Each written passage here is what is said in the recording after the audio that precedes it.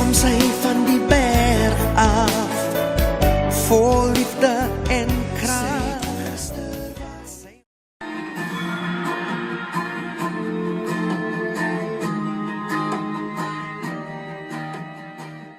Okay, ladies and gents, I am in the fortunate position that I have a true South African acting legend next to me. Uncle Cedwyn Joel, how are you, sir? I'm good, man. And how are you? I'm fantastic, I'm fantastic. Not as good as you, Yeah? because you just took ownership of this absolutely stunning Mercedes Benz CLK 430. Yeah. No, I'm so happy, that I could manage. And I mean, it took me a while. It took me more than a year to save enough money to buy the absolute classic car that I love, Now, you see, this is the thing. You searched for it. I searched. And you waited. And I waited. Patience. Yes, I must tell you, I must actually pat myself on the back for the patience, because I'm not a very patient person. And I looked for more than a month.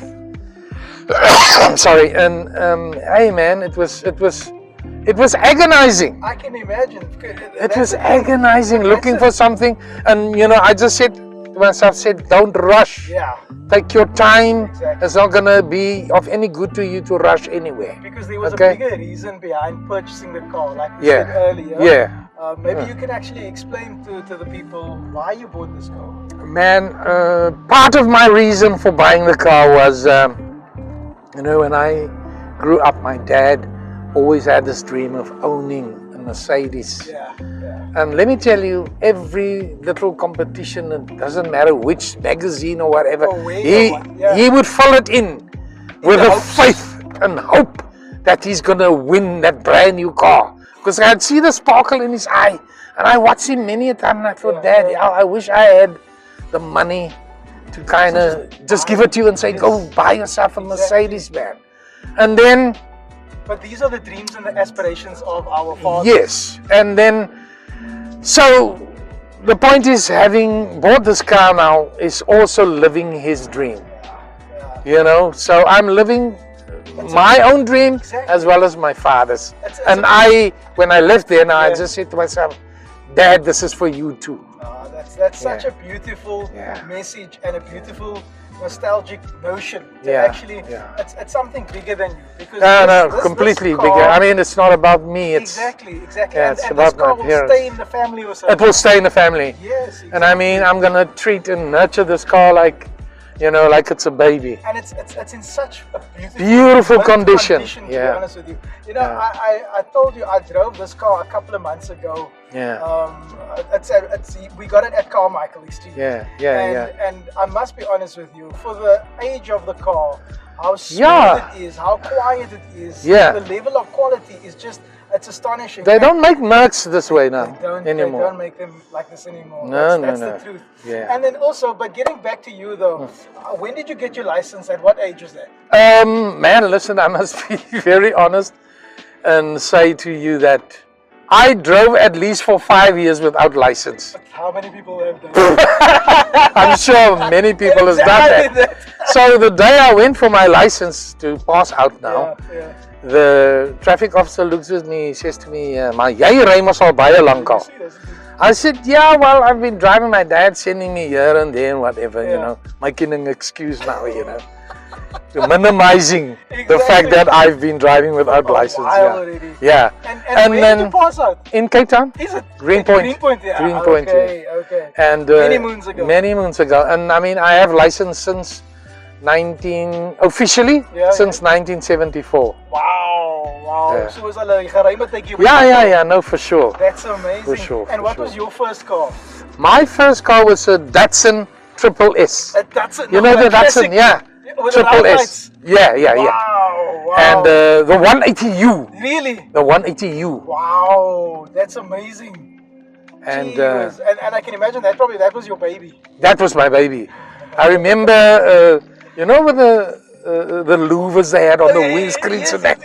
And I bought, they had those louvers, I had a louver and I bought, and I saved up for this louver, and I was like, ek is nou part van 'n sekere category. Dan ek het 'n loewe agter op my kar. Then we took a drive around the peninsula, stopped at these little tables and have a whole load of baboons comes, thinking that they can put their hand through there. His hand got stuck in the louvre and he pulls my louvre off. With a whole troop of baboons here. They were screaming and going to care of my wife. Imagine. Don't, I said, the hell with this, I'm fetching my louvre. Wow. I went into them and I grabbed my louvre and the two of us now pulling, tugging at this. And I ripped it off his hand. Here's what the car zal doen. A car zal you snaaks so goed laat. Yeah, I was like, you're not gonna take my bloody louvre. I've wanted it for so long. Anyway, that was my experience, and now I had and all my cars I've had great service out of them. I was going to ask now, what other cars have you had? I've had the Nissan Datsun. I then bought a 2-liter GL Ford Cortina, and then I had what color was it? All grey. Most of my cars were grey. Okay. And then I went on to the BMW, the 316i. Yes. And then I went on to another BM. Yeah. The dining room, the 528i. Yeah. And golf, you know, and whatever my wife did. Kinds of cars. Yeah. And from all the cars that I had, this is the best buy up to date. Other than my Fortuner. Yes. It's the best buy. I was going to ask you now, out of all the cars that you've had, what has been your favorite or standout? So the Fortuner is definitely the one. Yeah. I'm assuming that's obviously because of convenience. Yes. Yeah. And for traveling, I'm into, you know, the whole camping and rooftop tent and all of that. That's what I do in my spare time. That's amazing. Yeah, because I'm at a point in my life where I just want to be leisurely, you know. Now you see, now that's the thing. And there's so many beautiful places in the Western Cape also that you can just camp and go to. Yeah. Even if it's just day camping also. Yeah. Oh, that's amazing. So Where am I driving to now? No, it's around here. Okay. And okay, so I'm assuming now that this car actually, this will be similar to the Fortuner. You're gonna look after this. Yeah, no, for sure. This is gonna be my prime focus. Now this is it's a weekend car. It's a weekend car. I mean, I'm not gonna drive around this suburbia. This is gonna be driving around, you know, Gordons Bay around to Mormanis. You know, yeah. Those people must think I have money, which I don't. I mean, this took a chunk out of my savings. Oh man. And I mean, But like we said, there was a bigger purpose to it. Bigger purpose. That is the bigger purpose. And I always say, at the end of the day, when you're laying in a coffin there, you're not going to take anything. You can't take anything off. So what's the point? What are you going to do? You know, it's like I say to my kids already, don't expect like thousands in my account and that, you know, I'm going to live the life, me and your mother, for the last wicket we have. Exactly. You know, we're as long as you guys are sorted? Yes. Yeah. They all sorted. Exactly. And I mean, I helped them wherever I could. Yes. You know, and I said to them, look, don't be looking forward to this and that and the other. You're going to enjoy your life. I'm going to enjoy my life. And Joyce says, Dad, now I understand where you're coming from. Yes. I said, you telling me I must buy ground and build? I said, no, I'm done with that. Yes, no, definitely. I'm done with all of that. I've been there, I've done it all. So now, the money that I earn, ek kan julle magarot op eet. That's beautiful. And you've built it throughout your lifetime. And hey, listen, when I started out, myself and my wife as a couple, we had absolutely nothing. We actually have something in common. Ons is Bellville. Yeah, that also. We are from resilient. Resilient, yes, and also that tenacity. Yeah, no. And I should know. The interesting thing was obviously because growing up in the same area and that type of thing, there's a lot of similarities and so forth. Yeah. But building up from having nothing and to where do we go off this one? No, straight. Yeah, the Woodstock turn. Woodstock. Okay. So basically throughout the years, because I remember back in the day, in the 90s, seeing you on TV, you were like all of our dads. Yeah. You were everybody's dad, basically. Yeah. Dialtjes apart. And oh, those were classics, man. Oh man, it's beautiful remembrances, you know. No, look, I mean, as much as I'm an actor, I think I'm a diplomat too, and I keep on telling the younger generation actors, I said, look, there's people out there in our communities that look up to you. Yes. So just bear with them. Exactly. They will be like, you know, gunning on when they see you and all that. Exactly. You must live with that. I say, I think it's my duty. Yes. You know, because they feel great about you. You know, almost representing them. And not just that. I also feel like sometimes, especially when it comes to television and so forth, people love themselves in the story. It's almost like they say, "Hey, you cut it down the movie." You know, like that type. Yes. And you need to respect that. Yes. I think because they believe what they see. You know. Oh yeah. Oh, they believe what they see. I'm sorry.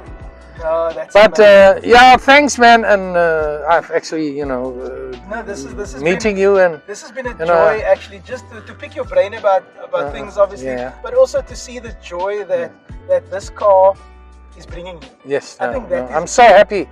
I'm so happy today. It's not funny. No, it's not funny. I'm so happy that I could actually manage to get to this point, and also relive and live my father's dream as well. Exactly. And it's keeping his legacy alive. Yes, yes. So the car's going to be in the family even when I pass on. It's not going to be sold to anyone. That's how it should be. Yeah. It's all about what we leave behind. Yeah. And it's not physical things necessarily. No. It's the way that people think. It's the way that we raise them. That's what it's more about than anything else. Yeah. But Uncle Cedwyn, this was absolutely amazing. Thank you so much. Thank you, man. For your time. Yeah, no. And also, I want you to have many, many safe miles. Yeah. One last question. Carmichael, what do you think? No, great. I mean, I think this was probably the most smoothest of purchases I've ever made. And quickest, probably. Because my mind was made up. This is the car I want. Yes. Yeah. Oh man, that's amazing. I love it. Yes. Thank you so much. And please, many safe miles for you. Thank you, man. Thank you. I must just say to you,